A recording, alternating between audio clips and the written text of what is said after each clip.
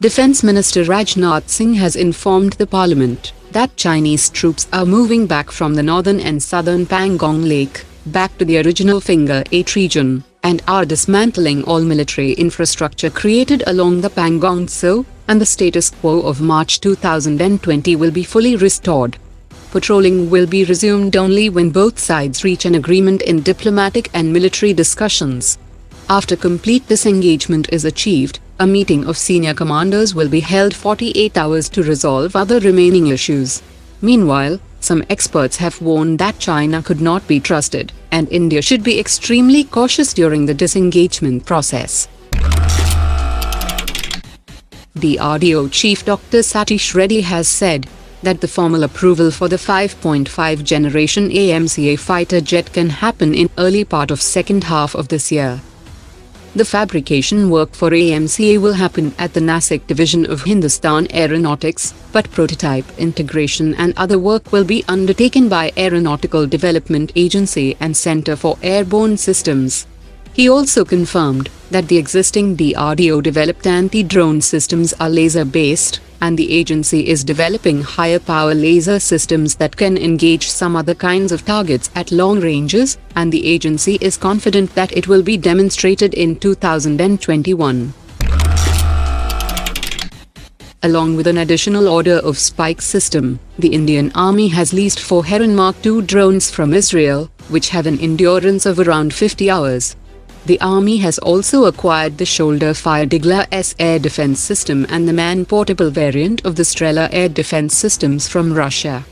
The Indian Army is also acquiring an undisclosed number of RQ-11 drones from US that will provide intelligence about enemy positions and troop movements, and approximately 100 units of Israeli Firefly loitering munition.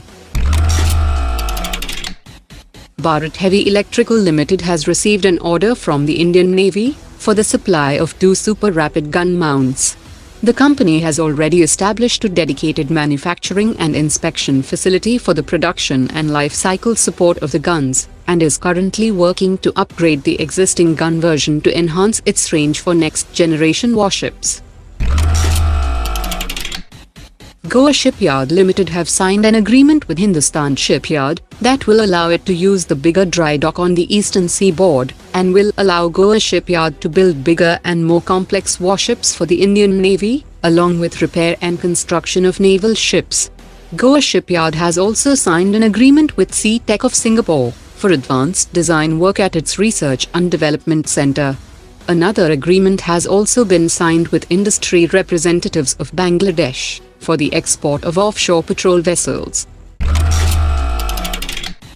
Israeli company SpearUAV has signed a memorandum of understanding with an Indian firm Paras Aerospace to offer the Ninox-40 system to the Indian Armed Forces.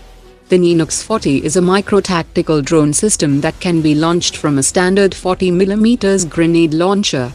It weighs less than 250 grams and has an endurance of 40 minutes, and features extensive intelligence surveillance, target acquisition and reconnaissance capabilities. The DRDO Indian Space Research Organisation and the Indian Institute of Technology Kanpur will carry out research on new technologies such as metal-ion and metal-air batteries, as an alternative to lithium-ion technology, as India is facing a challenge due to the control on strategic reserves of lithium.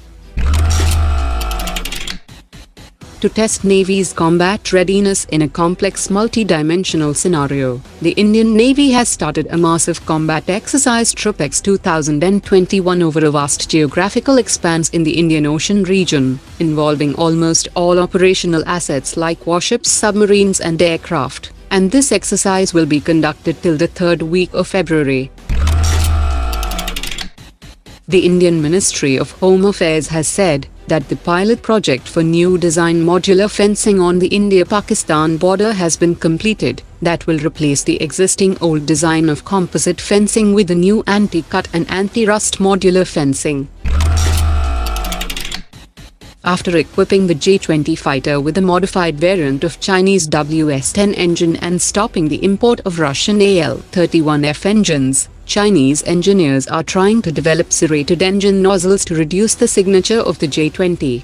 Chinese media has also announced the completion of a third-generation medium-thrust engine production line for the JF-17 and J-31 fighter jets, which means that China will no longer import RD-33 engines from Russia.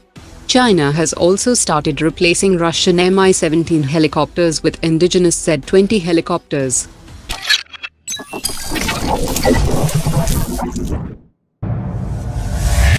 Omar dropped it.